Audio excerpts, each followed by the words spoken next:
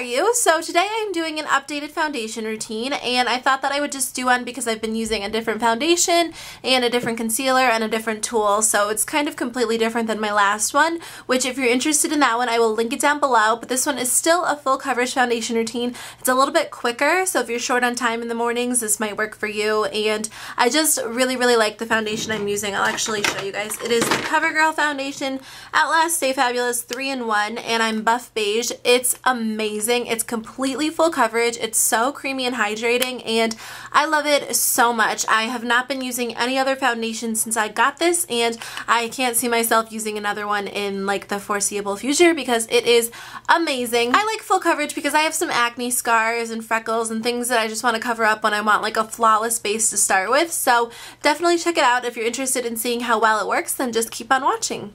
So here I am without any foundation. I have an old foundation routine using the Glamouflash Heavy Duty Concealer and the Revlon Nearly Naked Foundation. If you're interested in seeing how those products work, I will link it down below. But I think my skin was a little bit worse in that video. A lot of the scarring has gone away because I use the Mederma, which I got some suggestions to use in that video. So if you have acne scarring, I would definitely recommend it. But before this video, I just used my Garnier Skin Renew Dark Spot Corrector as my daily moisturizer. Then I used this Mederma for my acne scars, and I also used the Mirabella primer.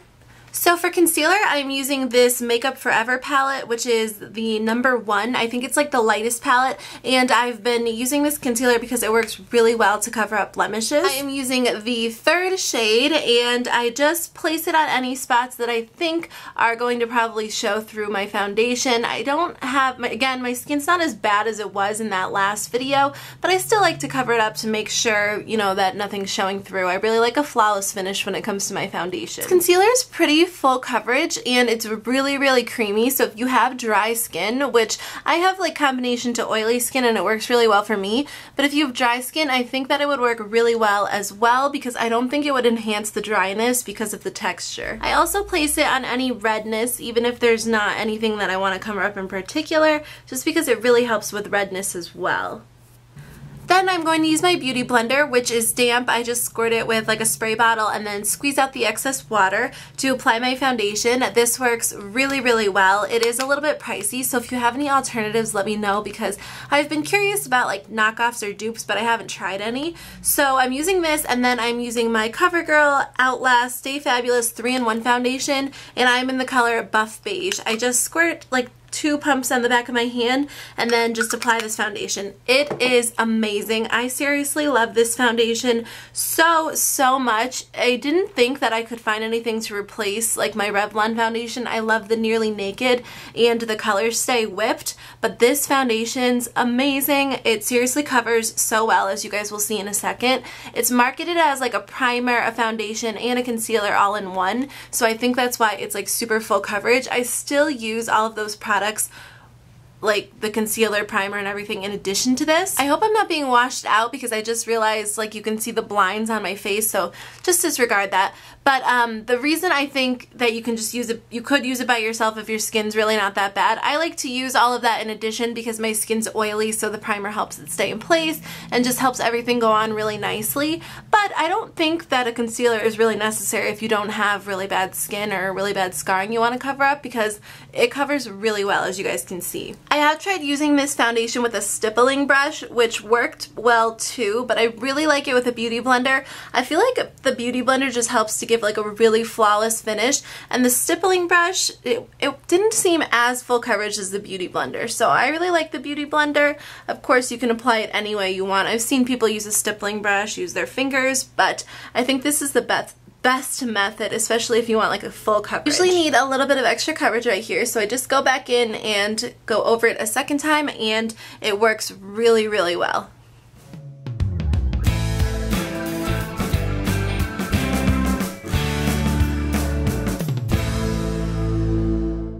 So that's it. It literally takes 2 minutes, and as you can see, it pretty much covers like all of my imperfections, and you can probably end right there if you want, but I like to cover it with powder and everything like that. But I'm going to go in with my concealer, which I just used the lightest shade from this Makeup Forever palette, and place this under my eyes. I don't really do anything too precise. I know you're supposed to like dab it on. Sometimes I rub it if I'm in a hurry, which I know creates premature wrinkles, but sometimes when you're in a hurry, you just don't care. So I just kind of dab this all under my eye. It's like a brightener because it's too light for my skin, and I really like this concealer because it stays put, so I don't really go, you know, too crazy with making sure that it's perfect. I just make sure that it's under my eye and that there's enough on there. Then I go back in with my Beauty Blender and use the pointed tip and just blend all of this out and make sure that it's all nice and blended, that it's not too bright and too obvious. This light color pretty much matches my skin.